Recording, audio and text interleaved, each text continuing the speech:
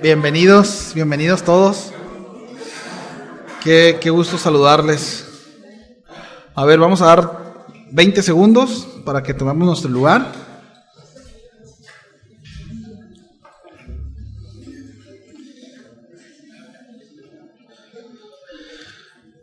Pues damos gracias a Dios por la oportunidad que nos da de poder reunirnos, ¿no? Gracias a Dios que les ha traído a nuestros hermanos desde Los Cabos, que madrugaron, se bañaron antes de venir. Reconocemos su esfuerzo y damos gracias a Dios por ello. Bienvenidos también, hermanos de casa. Doy gracias a Dios también por todos los hermanos involucrados. Desde ayer estuvimos preparando, estuvieron al pendiente y pues bueno, gracias a Dios yo estoy convencido que este tiempo es un tiempo que glorifica al Señor y que también será de mucha bendición para nosotros, ¿cierto? Yo estoy convencido de eso.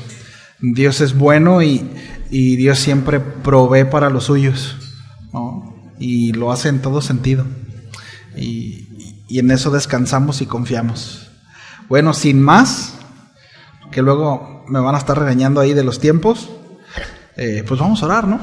¿Sí? ¿Me acompaña a orar? Oramos, ponemos este tiempo una vez más en manos del Señor. También el tiempo de la enseñanza, que el Señor nos dé gracia tanto a quienes vamos a participar aquí enfrente, como también a ustedes, ¿sí? Quienes van a recibir el mensaje, porque necesitamos de la gracia de Dios, ¿verdad? Señor, muchísimas gracias por este tiempo, gracias por la vida de mis hermanos, gracias, Señor, por este equipo, que aun cuando es conformado por ambas congregaciones, somos un mismo equipo, Señor, sirviéndote a ti, sirviendo a tu iglesia. Y es un privilegio hacerlo, Señor, es un honor hacerlo. Y oro, Padre, para que en esta enseñanza y las próximas, Señor, las actividades que vamos a participar en ellas, Señor, que sean de bendición para nosotros. Necesitamos de tu gracia, necesitamos de tu intervención. Esto se trata de ti, Señor, y solo de ti. Y así que te lo pedimos, Señor, de verdad, con el deseo de poder aprender, de poder crecer y poder dar respuesta también, Señor, a tu solicitud. Te lo pedimos en el nombre de Jesús. Amén y amén. Bueno, pues el tema es diligentes en el servicio. Sí, ese es el tema de las dos enseñanzas que se van a dar esta mañana. A mí me tocó compartirles el pasaje de Romanos, capítulo 12. Yo voy a estar hablando acerca del versículo 9 y 10. Y prácticamente yo voy a dar un contexto y base, ¿no? Así que me voy a ir por la banda, ¿no? Voy a driblar, voy a abrirme, voy a dar un centro para que más adelante mi hermano Bogdan meta el gol con Romanos 12:11, ¿sí? Entonces, pues bueno, vamos ahí al texto. Cuando estén ahí me dicen, por favor, Romanos 12. ¿Ya están ahí? Romanos 12:9. Voy a leer 9 y 10. Dice el apóstol Pablo: el amor sea sin fingimiento. Aborreced lo malo, seguid lo bueno. Amaos los unos a los otros con amor fraternal. En cuanto a honra, prefiriéndoos los unos a los otros. Voy a dar un contexto, ¿va? De esto. Miren, Romanos, como ya lo sabemos, fue escrito por el apóstol Pablo. Fue escrito aproximadamente en el 57 después de Cristo. Fue escrito desde Corinto. Y en un tiempo en que la iglesia en Roma estaba formado por una mezcla entre judíos, que así es como los primeros creyentes fueron así, la iglesia o la segunda generación de la iglesia ya no solamente eran judíos, sino también eran gentiles, ¿sí? Ya para este año, ya de hecho podríamos decir que la mayoría eran gentiles, ¿sí? Entonces, Roma era el centro del poder del imperio. Y los cristianos que ahí vivían, pues vivían bajo una sociedad marcada por la idolatría, por el culto al emperador y por una moralidad profundamente influenciada por una filosofía pagana. Los creyentes en Roma no solo se enfrentaban a una persecución social, sino también a presiones internas relacionadas con la unidad en la iglesia. Porque ¿cuántos saben que la presión de afuera afecta adentro? Sí o sí. Sí o sí. Entonces, no solamente enfrentaban esa persecución social, sino también había una presión interna, ¿sí? Y esta, pues bueno, golpeaba en cuanto a la unidad en la iglesia. Tomando en cuenta lo que mencionamos al principio, ¿sí? Aparte de que tenían sus formas de pensar, aparte de que cada uno somos muy distintos, había dos grupos muy particulares, judíos y gentiles. Y miren, realmente nosotros no tenemos idea o no alcanzamos a ver en una totalidad lo que vivían los hermanos ahí. O sea, por un lado, a ver, lo digo con respeto, ¿no? Pero entendamos, ¿no? O sea, tú no estás circuncidado, yo sí. Tú comes lo que quieras, yo no. Y eso había choque, aun cuando venía el Señor, pero habían cosas que estaban muy establecidas en su mente y que tenían muy claras. ¿Sí? Ahora, por un lado, o sea, repito, una mentalidad muy ligera, ¿no? Con tendencias a liberalismo, y por otro lado, ¿verdad?, el extremo de la religiosidad. Entonces, cuando eso viene y quiere conciliarse, pues hay una tensión. Eso es lo que estaba viviendo la iglesia, ¿sí? Entonces, esto, mis amados, es un trasfondo clave, porque Pablo, en la sección práctica de Romanos, que es del capítulo 12 al 15, exhorta a la comunidad a vivir de manera que refleje esa renovación espiritual y esa nueva identidad en Cristo, ¿sí? En un contexto social y político totalmente hostil a lo que el Señor establece, ¿sí? Es decir, no solamente había presión afuera, sino también había presión adentro. Es decir, el Señor, a través de Pablo, exhorta a la iglesia a vivir de manera piadosa a pesar de las circunstancias. Diga conmigo, no tengo excusas. No tengo excusas. Sí. Romanos 12 es la parte de la sección de la epístola donde el apóstol Pablo pasa de una exposición teológica profunda, que es desde el capítulo 1 hasta el capítulo 11, a una aplicación práctica de esa teología. Ahora, después de hablar sobre la vida transformada por la misericordia de Dios en los versículos 1 y 2, Pablo se enfoca en cómo esa transformación afecta las relaciones interpersonales y la vida comunitaria del cuerpo de Cristo. Porque necesariamente cuando nosotros hemos sido expuestos a la Escritura, pues nos vemos transformados, ¿sí? Alguien por ahí decía, hermanito, si el Evangelio no te ha cambiado, es porque el Evangelio no te ha llegado. ¿No? O sea, si decimos que somos, nos parecemos, ¿no? Entonces, el contexto inmediato de Romanos 11 incluye los versículos anteriores, ¿no? Precisamente 9 y 10, que tratan sobre el amor genuino, ¿sí? El discernimiento entre el bien y el mal, el amor fraternal. Y Pablo está construyendo un discurso sobre la ética, ¿no?, del servicio cristiano, precisamente basado en la gracia recibida, y esto es muy importante, ¿sí? Porque el asunto, mis amados, es que nosotros no podemos dar, y yo sé que eso está muy trillado, pero es una realidad, y somos llamados a dar lo que recibimos. Somos llamados a dar de gracia lo que hemos recibido de gracia. Por tanto, el amor y el servicio no son opciones para el creyente, porque lo hemos recibido por gracia, sino en lo que el apóstol Pablo está enseñando son expresiones naturales de una vida renovada. Sí. Es decir, el amor y el servicio no es más que el reflejo del amor y el servicio que he recibido en Cristo Jesús. Porque el Señor vino a servir. En el momento que Él se entregó, nos sirvió, ¿cierto? Y Él es nuestro ejemplo de amor y servicio. Bueno, la idea es precisamente esta. El apóstol Pablo apela a que por cuanto hemos recibido ese amor del Señor, ¿sí?, hemos sido servidos por Cristo. Bueno, así también nosotros. En ese mismo estándar de amor y en ese mismo estándar de servicio, ¿no? Y eso es lo interesante, ¿no? Eso es lo interesante, porque el asunto es que no debo de hacerlo o no pretendo hacerlo como fulano, como sutano. Bueno, pues para servir como, pues yo también sirvo, ¿verdad? Pues y así sí, no, el asunto es que el estándar no lo pone el pastor, no lo pone Juanito, Jeremy, Bogdan, Carlos, no lo pone Sidelín, no, el estándar, Pastor Saúl, ¿verdad? El estándar es Cristo, mis amados. El estándar de amor y servicio es nuestro Señor Jesús, ¿no? Y ya de aquí esto debería de llevar, ¿no?, una carga en el corazón, y lo digo en el buen sentido, no una carga que agobia y que entristece, sino una carga que anima, ¿no?, una carga que vivifica, ¿no?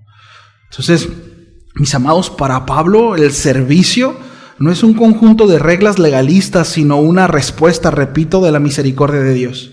La vida del apóstol Pablo es un ejemplo de servicio diligente y fervoroso. Su enseñanza ahí en Romanos 12 refleja su convicción de que el servicio no es una carga, sino un privilegio que refleja de nuevo el carácter de Cristo. En el contexto de su llamado apostólico, Pablo entendía el servicio como una dedicación completa a Dios, una entrega que no solo se limitaba a lo que hacían los cristianos en su congregación, sino que abarcaba totalidad en su vida. Por eso, para Pablo, servir al Señor, ¿no?, significa ofrecer todo lo que uno es y todo lo que uno tiene. Todo. De manera ferviente, sin pereza, porque por esto, ¿verdad?, es parte del sacrificio vivo que menciona ahí Romanos en 12:1. Esa es la idea del apóstol Pablo en cuanto a sacrificio, en cuanto a servicio, perdón. ¿Sí? Su servicio tiene que ver con sacrificio. Y lastimosamente, en algunos lugares pasan, ¿no? Aquí no sé en Cabo, pastor, pero condicionamos nuestro servicio a Dios.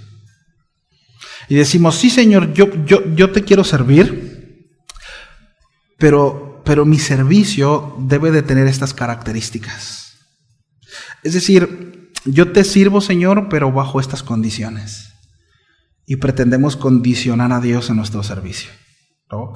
Bueno, Pablo no tenía en mente ese tipo de servicio. No. En varias de sus cartas, Pablo detalla las dificultades físicas que enfrentó como apóstol, y aquí solamente las voy a tomar como de pasadita para llevarnos al desafío, ¿no? Pero la lista más completa aparece ahí en 2 de Corintios, en el capítulo 11, del 23 al 28, no voy a citarlo como tal, pero ahí es donde Pablo da un recuento de las pruebas que él soportó. Dice el apóstol Pablo que recibió azotes. ¿Cuántos de aquí han sido azotados? No les falta, ya le falta mucho, hermanos. Dice azotes, dice 5 veces he recibido de los judíos 40 azotes menos 1.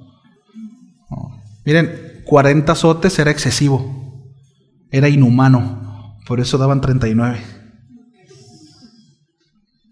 ¿Sí sabía eso? O sea, ya 40 azotes era inhumano, entonces como pues tenían que ser piadosos, daban 39, ¿no?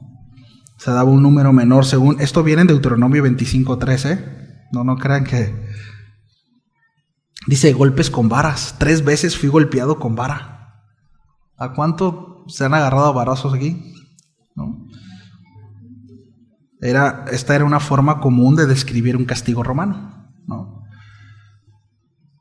Una vez fui apedreado, dice, ahí en el versículo 25. Esto sucedió ahí en Hechos 14:19, en Listra, ¿no? Donde dice que lo arrastraron fuera de la ciudad creyendo que estaba muerto.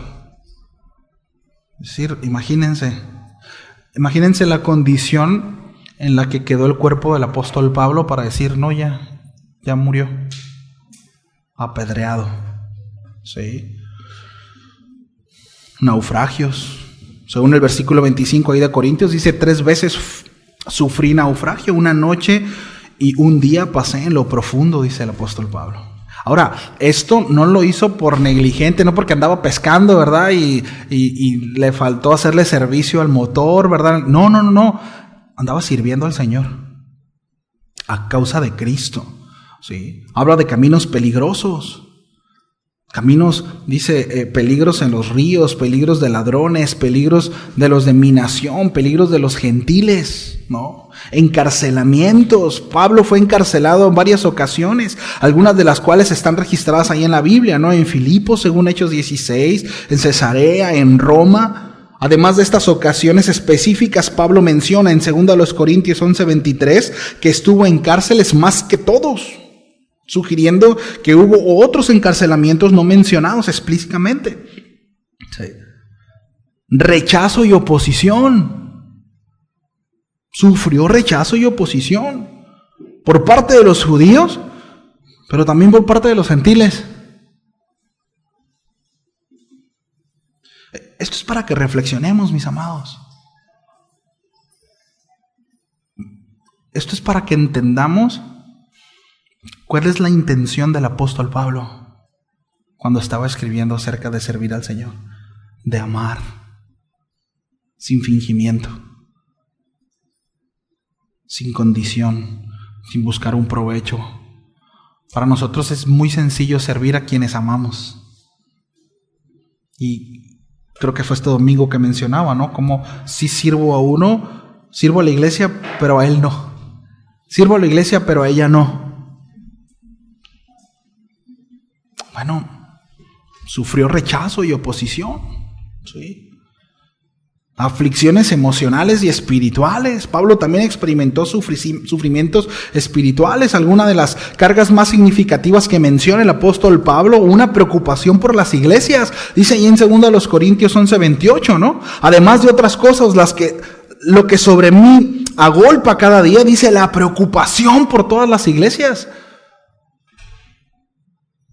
Había una aflicción, una preocupación genuina por el apóstol Pablo, ¿no? También habla el apóstol Pablo de traiciones, de gente que no fue leal a él, ¿no? Ahora tenemos también ahí el famoso, ¿no? El aguijón en la carne.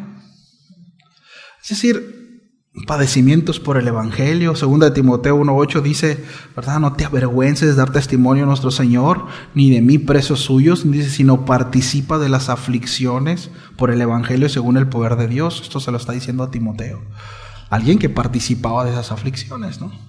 Ahora, de nuevo, Pablo ve sus sufrimientos como una participación en los sufrimientos de Cristo, entendiendo que estos eran parte del precio de su apostolado y su servicio a la iglesia. Cuando Jesús se despide de sus discípulos, Él les dice algo muy claro, mis amados, y es algo que nosotros debemos de entender. En el mundo tendréis aflicción. Dice, pero confía. Debemos de entender que nuestra cristiandad, nuestro cristianismo, no tiene que ver con comodidad, no tiene que ver con el hecho de poder alcanzar, estar a gusto en este mundo. No. Mucho menos nuestro servicio. Mucho menos nuestro servicio. ¿Sí? Entonces, todo este contexto nos ayuda a entender con una mayor claridad, repito, la intención de los escritos del apóstol Pablo y su perspectiva en cuanto al servicio a Dios. Ahora, Pablo también sabía que el mundo en el que los cristianos vivían, ¿verdad? En ese contexto en Roma, bueno, se promovía la pereza, la falta de fervor espiritual, como ahora. ¿Sí? El imperio romano valoraba la comodidad y el estatus, mientras que el llamado del evangelio era vivir en contra de la corriente, sirviendo con diligencia, con fervor, en un mundo que no apreciaba esas cualidades, ¿no? Como ahora. Como ahora. ¿Sí? Entonces esto explica el llamado a la renovación de nuestra mente y cobra mucho sentido ahí en Romanos 12:2. Ya que la actitud cristiana hacia el servicio debía ser radicalmente diferente a la del mundo. Por eso necesitamos tener una mente como la de Cristo, pensar como el Señor para ser eficientes en nuestro servicio. Sí. Voy a leerles Lucas 22, 25, 26 en la Nueva Traducción Viviente. Jesús le dijo: en este mundo los reyes y los grandes hombres tratan a su pueblo con prepotencia. Sin embargo, dice, son llamados amigos del pueblo. Valera 60 habla de se sirven, ¿no? De las naciones. Dice, pero entre ustedes será diferente. No entre ustedes. Ustedes no. El más importante de ustedes deberá tomar el puesto más bajo y el líder debe ser como un sirviente. Esa es la mente del reino. Es la forma en cómo Jesús nos enseñó a servir y amar. Sí. Entonces Pablo exhorta a los creyentes a vivir conforme a la nueva vida en Cristo, que implica una transformación total de valores, de actitudes, de comportamientos, de resoluciones. Sí. Pues el capítulo comienza con invitación y nos ofrece, ¿no? A ofrecernos como sacrificio vivo. No, sacrificio vivo. Y renovar nuestro pensamiento, renovar nuestra mente. Para luego, después, el apóstol Pablo habla acerca de los dones espirituales, el servicio en la comunidad. Esto los vemos del 3 al 8.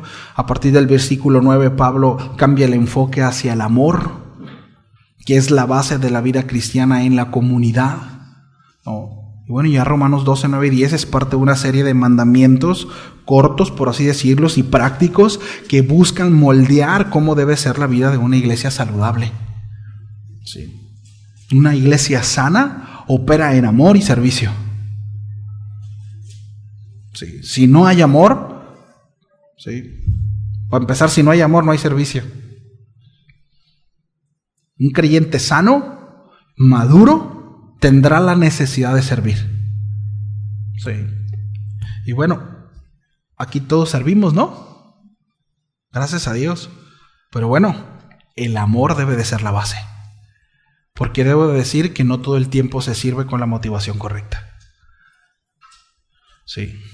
Es la realidad que el corazón del hombre es corrupto, es engañoso y es perverso más que todas las cosas. Y muchas veces no solamente pretende engañar a los demás, sino engañarnos a nosotros mismos. Sí. Por eso debemos de estar alerta, por eso debemos de estar atentos y constantemente estar considerando nuestras motivaciones. ¿Por qué hago lo que hago? ¿Por qué digo lo que digo? ¿Por qué me conduzco de esa manera? Sí. Constantemente e ir corrigiendo todo el tiempo. Entonces el amor en todas sus formas ocupa el lugar central. El amor es la base, mis amados. Es la base. Una, en mi relación con Dios y en mi relación con los demás. Sí. O sea, está bien, ¿no? Obedecer la Escritura en primera instancia porque no me quiero ir al infierno. ¿Quién se quiere al infierno? Nadie. Pero el asunto es que esa no es el punto. ¿Sí? ¿Recuerdan cuando los fariseos llegaron con Juan el Bautista? Le dijeron, bueno, bautízanos pues. Y la respuesta de Juan el Bautista, ¿quién les enseñó a huir de la ira venidera? Por eso Jesús dijo, el principal mandamiento es ama a Dios con todo lo que eres y a tu prójimo como a ti mismo. Es decir, obedecemos, ¿verdad? Porque hemos entendido el amor de Dios, porque hemos recibido el amor de Dios, porque el Señor se ha dado por nosotros, porque nos ha salvado. Sí. No obedecemos para ser librados. Así no funciona, porque no es por obras, dice el apóstol Pablo. Sí. Entonces, Pablo no habla de un amor teórico, sino de un amor que se manifiesta en actos concretos, en relaciones honestas, en un compromiso profundo con lo que es bueno, y esto es importante. ¿Sí? Y esto es importante. Entonces, para Pablo, el amor es el cumplimiento de la ley. Romanos 13:10 dice, el amor no hace mal al prójimo, así que el cumplimiento de la ley, dice, es el amor. Sí. Dice que el amor, repito, es el cumplimiento de la ley también y la virtud más grande. En el versículo 13 dice, y ahora permanece la fe, la esperanza y el amor. Y el amor, estos tres, dice, pero el mayor de ellos, ¿qué dice? Es el amor. Sí. Entonces Pablo enfatiza que este amor debe ser sincero, debe ser genuino y sin hipocresía. En la cultura grecorromana, la amistad y la lealtad eran frecuentemente superficiales, motivadas por el interés propio. En contraste, Pablo presenta un amor que no busca su propio beneficio, sino que está basado en el sacrificio, en la pureza, en el servicio mutuo. Sí. Entonces, Pablo también destaca, que el amor cristiano no puede ser divorciado de la santidad moral. No puede. Sí. Es bueno. Es decir, amar genuinamente implica aborrecer lo malo y apegarse a lo bueno. Sí. No puedo decir que amo cuando hay una doble intención en mi corazón. Necesariamente. Sí. Repito, es aborrecer lo malo y apegarse a lo bueno. Sí. No se trata de un amor permisivo o indulgente. Y esto es importante porque cuando yo subsidio negligencias, cuando yo tapo, cuando yo no exhorto, cuando yo no animo, cuando yo no confronto, no estoy obrando en amor. Porque ya no está apegado a lo bueno, ya no está rechazando lo malo. Oye, compadre, pues si tú eres mi amigo, ¿por qué me acusaste con la comadre de que traigo otra? ¿Me explico? Ahora, si no, digo, primeramente es decirle, ¿no? Oye, brother, pues arrepiéntete. Pero lo que voy es importante. El amor no es amor cuando nosotros subsidiamos negligencia. Sí, no es amor, al contrario. Entonces, el amor fraternal, cuando habla ahí, ¿verdad? El amor fraternal y un honor mutuo. Este tipo de amor al que se refiere el apóstol Pablo debe de considerarse, ¿no? Y ser unos por otros. Este amor es similar al afecto entre hermanos, ¿no? Pablo refuerza que este amor debe expresarse en términos de honra mutua, ¿no? Y para esto se necesita humildad. Y si hay ausencia de amor, difícilmente podremos operar en humildad. Sí. Esto habla de preferirse unos a los otros. Y esto es complicado, mis amados, porque cuando habla acerca de preferirse, y es una realidad, es complicado para todos. No crea que, pues que porque eres pastor tú tienes que amar a... No, debo de preferirte. Debo de anteponerte. Y muchas veces eso me va a incomodar. Eso me va a llevar a renunciar a cosas que yo quiero, a cosas que a mí me gustan, a cosas que, híjole, yo quería otra cosa, pero te prefiero a ti. A eso se refiere. Y ese es un ejercicio constante en lo que debemos de estar ejercitándonos todo el tiempo. Sí. Miren, y se empieza, ¿dónde cree que se empieza eso? Con mi esposa y con mi esposo. El amor empieza ahí. Me sacrifico por ti. Cuando el apóstol Pablo, allá en Efesios 5, habla acerca de los esposos amar a las esposas, él trae a mención precisamente en cómo Cristo nos amó. ¿Y cuál es la referencia? Se dio, se sacrificó, la santificó. Entonces, el amor, mis amados, siempre será sacrificial. Es decir, tendré que preferirte a ti. Ese es el verdadero amor. Si yo digo te amo, pero me prefiero a mí y después de mí vas tú, no es cierto, no estoy operando en amor. No es cierto, ese no es amor. Por eso el apóstol Pablo, ¿verdad? Habla acerca del amor, sea sin fingimiento. ¿Sí? No finjas que amas, no estás amando si no estás prefiriendo al hermano. No es cierto. Finges que amas, pero te prefieres a ti. Pretendes amar, pero te amas tú mismo. Sí. El amor sea sin fingimiento. De nuevo, aborreced lo malo, seguid lo bueno. Sí.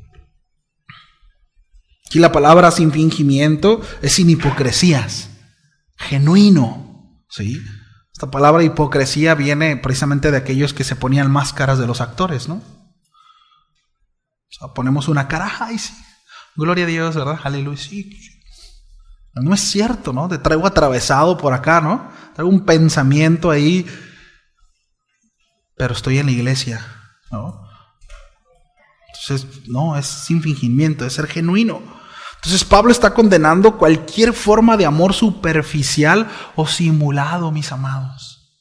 Y como servidores, nosotros no debemos de pretender servir en amor. Debemos de servir también sin fingimiento, a amar sin fingimiento. ¿Sí? Por eso es importante considerar, ¿no? ¿Me gozo en el servicio o es gravoso? O sea, ¿realmente me gusta servir o es gravoso? O es porque tengo que hacerlo? ¿O sabrá Dios cuántas motivaciones habrá? ¿No? Entonces Pablo está condenando, repito, cualquier forma de amor superficial o simulado, ¿no? No se trata de mostrar una actitud de amor solo en apariencia, sino de tener una auténtica preocupación por el bienestar de los demás. Ahí cómo andamos, amados. ¿Cómo sirve? Yo ya puse mis 3 sillas que me tocan, ¿no? Ahí se le echan los demás. Ay, qué gordo me cae. Siempre llega tarde para que nosotros hagamos más cosas. ¿Cómo servimos? ¿Cómo servimos? Miren, si lo hacemos renegando, ya la silla que puso le va a dar picazón lo que se siente ahí.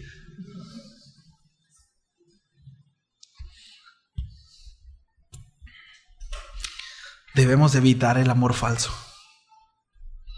Debemos de evitar el amor falso. Y aquí no habla acerca, bueno, pues voy a ser bien derecho, ¿verdad? Me caes gordo. No.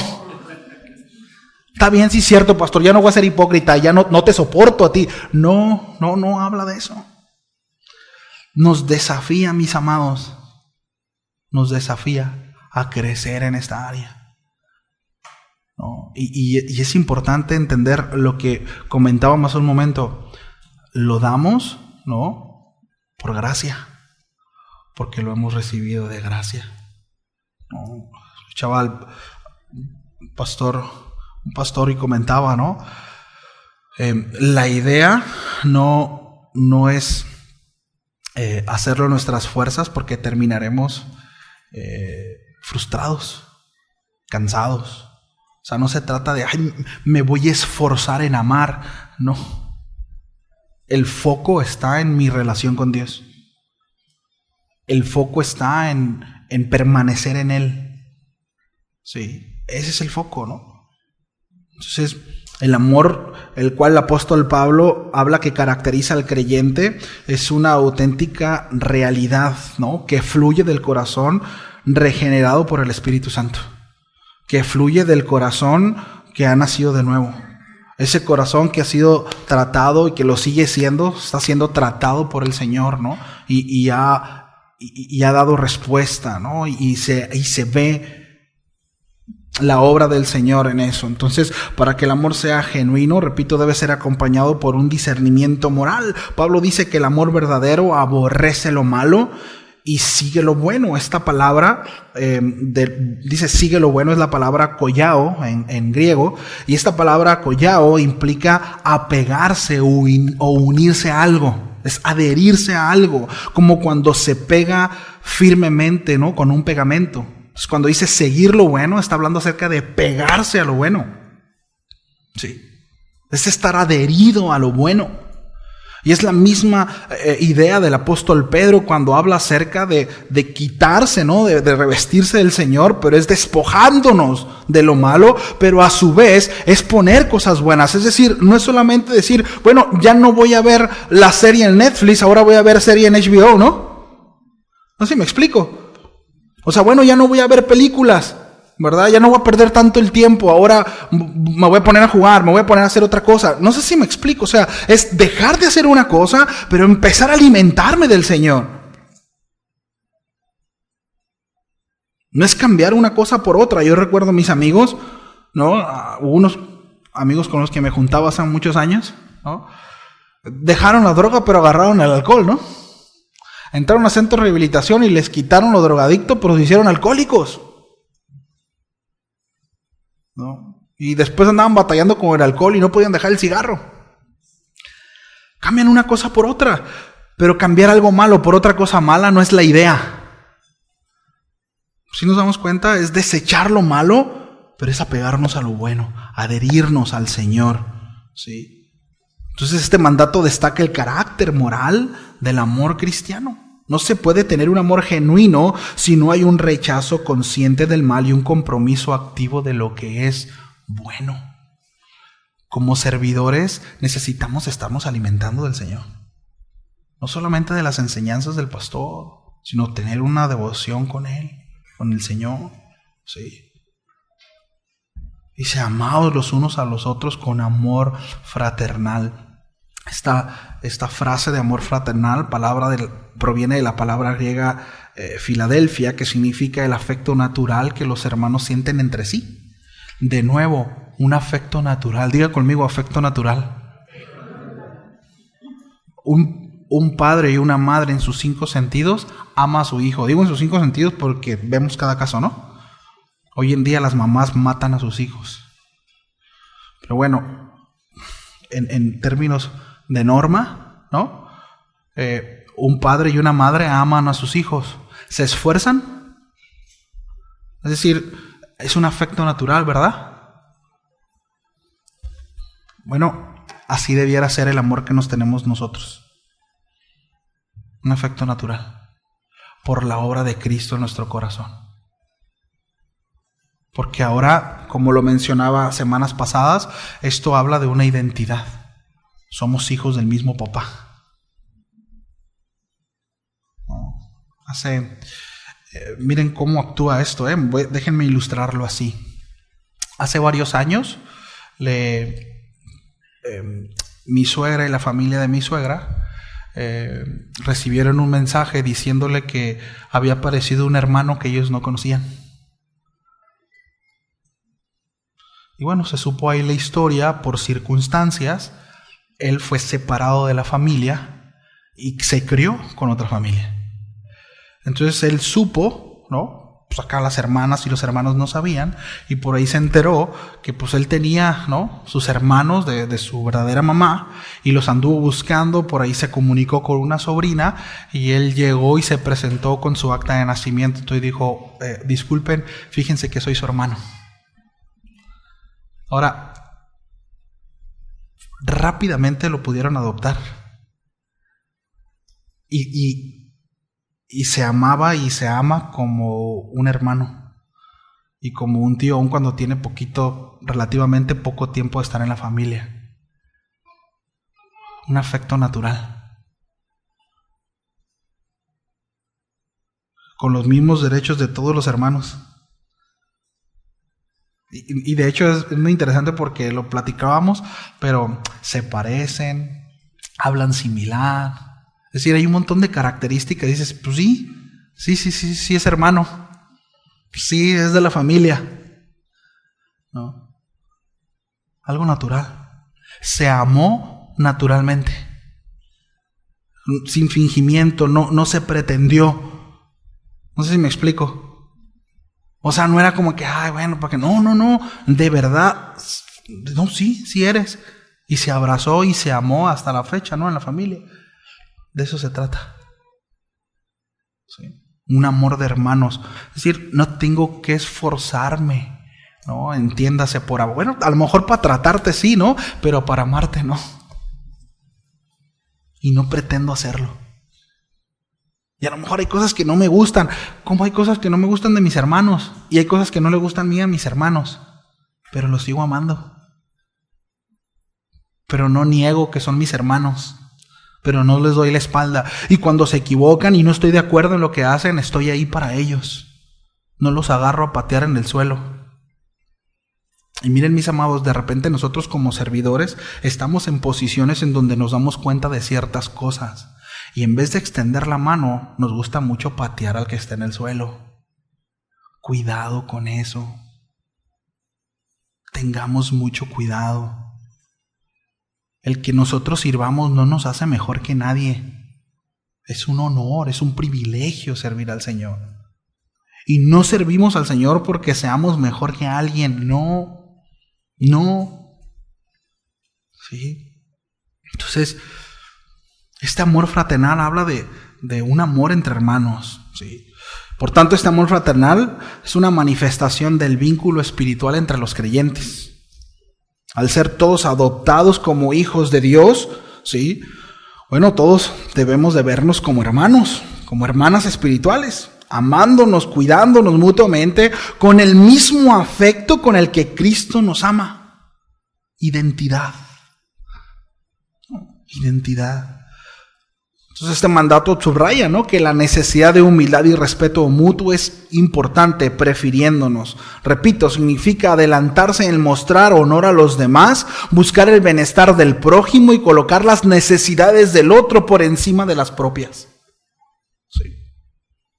Ahora, en la cultura romana, que valoraba el estatus y el poder, bueno, Pablo está promoviendo un modelo radicalmente cultural, sí, contrario a lo que estaban viviendo los hermanos ahí en Roma, ¿no?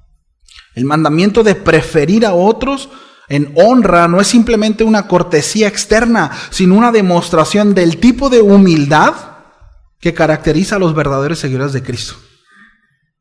Cómo Cristo nos prefirió. Sí, ahora entendamos que la motivación del Señor fue honrar a Dios y obedecer al Señor. No fuimos nosotros. Pero en obediencia, es decir, ahorita voy a entrar ahí, ¿sí? Él buscó complacer el corazón del Padre, amándonos y entregándose por nosotros. De nuevo, no por quienes somos nosotros, sino por complacer el corazón del Padre. Ahora, ¿por qué nosotros nos amamos? No por complacernos a nosotros en primera instancia, sino por complacer el corazón del Padre. ¿Nos damos cuenta? Sí. Entonces, es una cuestión del ser, no del hacer. El domingo comentaba yo esta frase, una frase que escuché hace unas semanas, que dice: obedecemos no por hacer, sino por ser. ¿No? Entonces, el apóstol Pablo nos lleva, ¿no?, a vivir una vida que refleje el carácter de Cristo. Ya estoy entrando al final. Entonces, Romanos 12, 9 y 10 es una exhortación clara y poderosa sobre cómo debe ser el comportamiento de los creyentes dentro de la comunidad de fe. ¿Sí? Y fuera también. Pero empezando con los de dentro. ¿Sí? Prefiriéndonos nosotros. ¿Sí? Pablo nos llama a un amor auténtico, un rechazo al mal y una dedicación a honrar y preferir a los demás. Y este tipo de amor y servicio refleja el carácter de Cristo y es muestra del poder transformador del Evangelio en nuestras vidas. ¿Sí? Ahora, termino con esta idea, no sé si me pueden ayudar con el piano. Dios pretende, o el Señor nos enseña a través del apóstol Pablo, a través de la Escritura, a vivir una relación complaciente al Padre como hijo. Sí. Más allá de la obediencia, es satisfacer el deseo del corazón del Padre. Sí. Esa fue la motivación de Jesús. Ahora, la complacencia se define como la disposición de hacer algo para agradar a alguien. Un deseo de satisfacer las expectativas, deseos o necesidades de otro. Ahora, en un contexto más profundo, no se trata solo de cumplir con obligaciones o deberes, sino de hacerlo con un corazón que busca hacer feliz a otro. Esa es la definición de complacencia. ¿Sí? Es un acto de amor, es un acto de entrega, donde la motivación principal es el bienestar y la satisfacción del ser amado. Ahora, en el ámbito espiritual, podemos desarrollar la idea de que Dios desea llevarnos a una relación mucho más estrecha con Él. No solo como siervos o esclavos que cumplen reglas por temor o por obligación, sino como hijos que buscan complacerlo por amor. Y ese es un nivel mucho más alto y es un nivel mucho más profundo. Esa debiera ser nuestra motivación de servicio, mis amados. Sí. En la Biblia, Jesús menciona la diferencia entre siervos y amigos, ¿no? O hijos. Un siervo obedece porque está bajo un mandato. Lo hace porque tiene que hacerlo. ¿Sí? Su relación con el Señor es más distante, basada en órdenes y en responsabilidades. En cambio, un hijo o un amigo de Dios obedece porque ama. Esta relación es mucho más profunda, mucho más íntima, mucho más cercana. En Juan 15:15 Jesús dice: ya no los llamo siervos, porque el siervo no sabe lo que hace su Señor. Los he llamado amigos, porque todo lo que oí de mi Padre se los he dado a conocer a ustedes. Y aquí precisamente el Señor destaca la cercanía que Dios quiere con nosotros. Revelarnos sus planes, sus deseos, como lo haría un padre con un hijo. Entonces, la relación que Dios anhela con nosotros no es una simple obediencia basada en el temor al castigo o por obligaciones. En Romanos 8:15 el apóstol Pablo escribe: porque no habéis recibido el espíritu de esclavitud para estar otra vez en temor, sino habéis recibido el espíritu de adopción por el cual clamamos: Abba, Padre. Es una relación mucho más estrecha. Papito mío. Sí. Este pasaje nos muestra, ¿no?, que la obediencia que Dios desea es la de un hijo que ha sido adoptado, que clama Abba, ¿no? Una expresión muy íntima, como papá. No obedecemos, no servimos para ganarnos el favor de Dios, sino porque hemos sido hechos sus hijos y por tanto nuestro corazón desea complacerlo. Como papá, ¿sí?, me alegro y doy gracias a Dios cuando mis hijos me obedecen. Pero he de reconocer que mi corazón se llena de gozo cuando mis hijos toman iniciativas para complacer mi corazón. Porque ellos conocen que me gusta. Ellos saben. Y esa es una clave. Si yo no tengo una relación con papá, yo no sé qué es lo que a él le gusta. Y aquí, ojo, no estoy no quiero llevarlos a las buenas intenciones, No quiero llevarlos a eso, sino entender la motivación y la relación hacia donde Dios quiere llevarnos. Sí. O sea, que la obediencia nace de la confianza en el Señor. Es vivir en gratitud y devoción a Dios. Sí. Jesús, nuestro mayor ejemplo de cómo vivir en esa relación de hijo con Dios, Él dijo en Juan 8:29, porque yo hago siempre lo que le agrada. Jesús buscaba agradar a su Padre. Él fue obediente y obediente hasta la cruz, pero cuando por cuanto Él conoció el corazón del Padre, sabía complacer el corazón del Padre. Su obediencia, por tanto, no era forzada, sino un fruto de la relación de amor y de comunión profunda con el Padre. Sí. ¿Recuerdan el pasaje de Isaías 6:8? Cuando dice: después oí la voz del Señor que decía: ¿a quién enviaré? ¿Y quién irá por nosotros? ¿No? Entonces respondí yo: heme aquí, envíame a mí. El profeta ahí está buscando complacer el deseo de Dios. Seguido eso viene mandamiento. Pero sí nos damos cuenta que en primera instancia el Señor no le dijo a Isaías, sino es ¿a quién enviaré? Sí, Señor, envíame a mí. No fue una obediencia, fue una complacencia. La realidad es que no podemos complacer el corazón de Dios si no lo conocemos. Podemos obedecer como esclavos, ¿sí?, como asalariados o como siervos. Sin embargo, Dios quiere llevarnos a ser hijos complacientes. Sí. Bueno, final. Dios nos llama a una relación en la que no nos comportamos simplemente como siervos, repito, cumpliendo órdenes por obligación, sino como hijos que obedecen por amor, buscando complacer al Padre. Y en esa iniciativa, según Juan, ¿sí?, por cuanto hemos amado a Dios y por cuanto el amor de Dios está en nosotros, bueno, amémonos unos a otros con el amor del Padre, ese amor que hemos recibido de Él. Sí. Y hagámoslo sin fingimiento, no de manera forzada, porque nos vamos a frustrar. Sí. Entonces, pues bueno, oramos, ¿sí? Señor, muchas gracias por tu palabra. Y te pedimos, Señor, que nos ayudes a crecer en respuesta a lo que hemos recibido por ti, Señor.